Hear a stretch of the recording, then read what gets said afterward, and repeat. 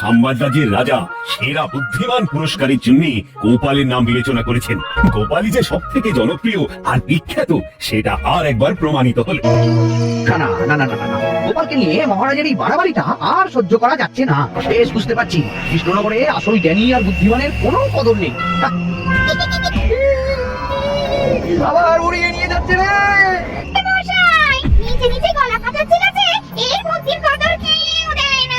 কিন্তু আমাকে এখানে ধরে নিয়ে আসার কারণটা কি? আমি কি করলাম?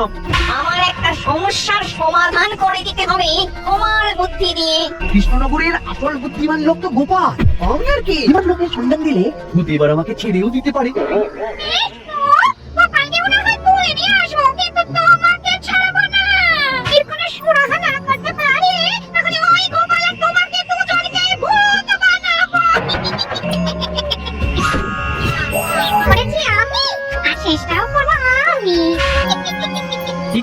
এই গলা তো মানুষের নয়।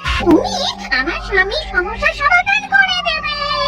তাহলে আমার আর আমার গিন্নির মুক্তি। হ্যাঁ, আমার একটা সমস্যার সমাধান পাতলে দাও দেখি চটপট। কিন্তু সমস্যাটা কি?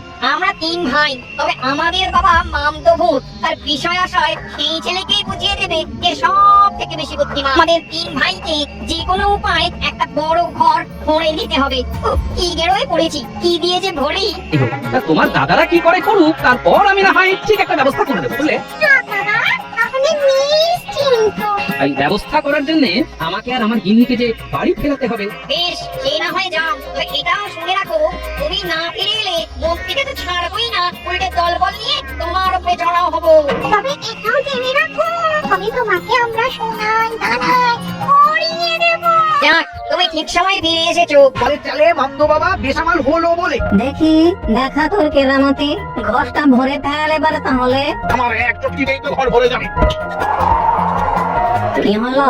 চুটকির কায়দা তো একেবারে চটকে গেল। তুই এবারে তোর কেরামতি দেখা। আমার কিন্তু চোখের এক ইশারায় কাজ হয়ে যাবে। চেষ্টা করে দেখবি নাকি?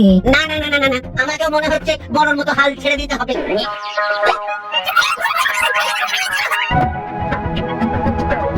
সারাটা ঘর কেমন ভরে দিলাম। আর এত বুদ্ধি, আমার সব সম্পত্তি তো তাকেই দিতে হবে। আমদানি তো নেহাত মন্দ হচ্ছে না মনে হচ্ছে। মাঝে মাঝে এসে সমস্যার সমাধান করে দিলে ছোলা করতে অসুবিধা হবে না। কি হলো মন্ত্রী মশাই, আমার পুঁটলি ভরা দেখে আপনার শরীরটা কি আইঠাই করছে? সোনা দানা চাই না, জান নিয়ে যে ফিরতে পারছি সেটাই অনেক। কি শুনছি মন্ত্রী মশাই, গানটা একটু খুঁচিয়ে নি হালকা।